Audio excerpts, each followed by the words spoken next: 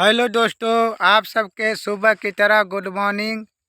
आप सबके छोटे भाई पवन अलबेला। तो आप लोग के हम यही बताने जा रहे हैं, आज के दिन आज से या हमेशा के लिए मैं प्रोग्राम करने नहीं जाऊंगा।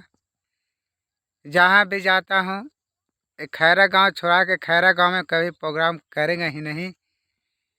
हर जगह मिलेगा करेंगे, यूट्यूब पर भी अच्छा पैसा कमानी होता है।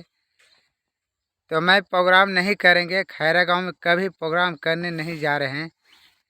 यूट्यूब पे बस गाना गाएंगे बस।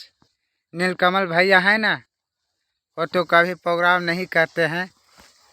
तो हम प्रोग्राम नहीं करेंगे, बस यूट्यूब पे गाना गाएंगे बस। इतना ही आप लोग के आशीर्वाद है, यूट्यूब पर गाएंगे बस। आप लोग के यही सब वीडियो में बताने आए थे सुबह की तरह।